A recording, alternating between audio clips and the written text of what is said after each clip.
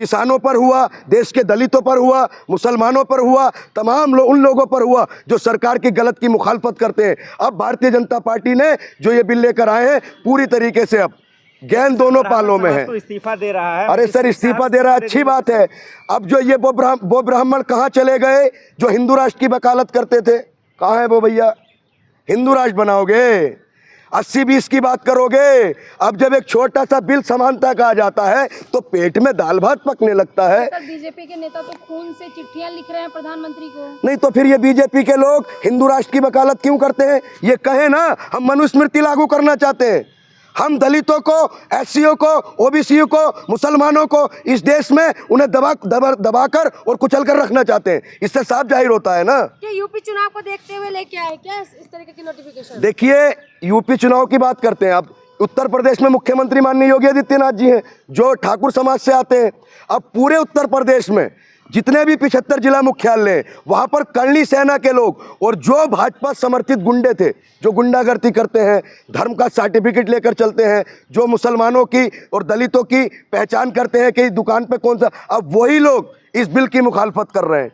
वही लोग जो योगी जी की गुंडागर्दी से जो पल रहे हैं ना, जो लोगों को मार रहे हैं उनके धर्म के आधार पर, उनके कारोबार के आधार पर, वही लोग इस बिल की मुखालफत कर रहे हैं। सवर्ण समाज क्या एससी एसटी और ओबीसी समाज को समानता का अधिकार नहीं देना चाहती? नहीं देता है सर। सवर्ण समाज मना क्या कर रहा? ये नफरती चिंटू जो अंधभक्त, जो देश को दीमक की तरह खोखला कर रहे हैं, वो लोग इसके खिलाफ हैं।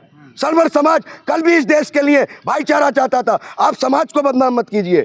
समाज कोई गलत नहीं होता, 1 से 2% लोग उस समाज में गलत होते हैं। अगर 2 से 4% लोग समाज में गलत हैं तो पूरा समाज गलत नहीं है। सवर्ण समाज गलत नहीं है। चंद लोग जो अपनी कुर्सी के लिए अपनी नफरत फैलाकर अपनी टीआरपी को बढ़ा रहे हैं, वो लोग इस बिल का विरोध कर रहे हैं। सर, अग्निहोत्री सर, उन्होंने इस्तीफा दे दिया। मजिस्ट्रेट हैं वो, छोटे मोटे आदमी होते थे, एक बात है। नहीं देखिए, इससे पहले मजिस्ट्रेट हैं, वो एक संवैधानिक कुर्सी पे बैठे हैं। तब भी उस सुनिए सर, कुछ लोगों की मानसिकता देखिए। अभी एक इलाहाबाद के जो जज थे, उन्होंने क्या कहा था?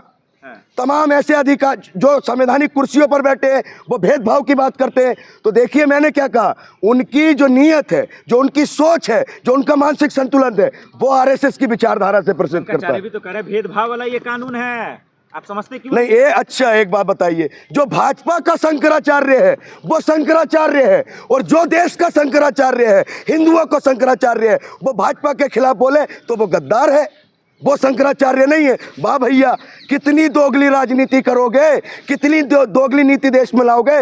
जो लोग हिंदू धर्म के ठेकेदार हैं, हिंदू धर्म के रक्षक हैं, तमाम संगठन, तमाम जो अभी नए नए कीड़े उठे हैं, जो ठेका लिए घूम रहे हैं, हिंदुत्व की वकालत कर रहे हैं, शंकराचार्य के अपमान पर क्या उनको दस्त लग गए थे या वो नींद की गोलियां खाकर सो गए थे? सर, लेकिन पूरे देश में विरोध तो हो रहा है ना, अब भारी विरोध हो रहा है यूजीसी का। नहीं, यूजीसी वापस लेना पड़ेगा। नहीं, विरोध कौन कर रहा है? मैंने क्या कहा?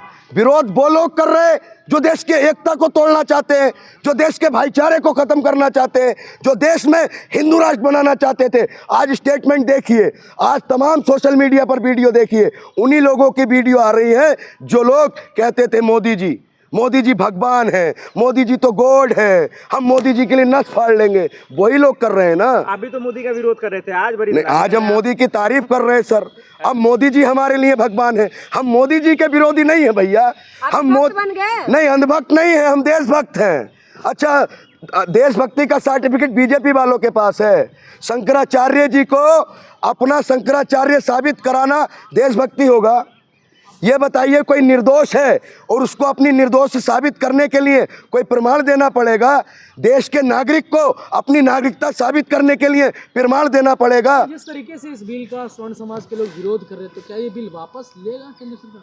देखिए सर, ये बिल समानता का प्रतीक है।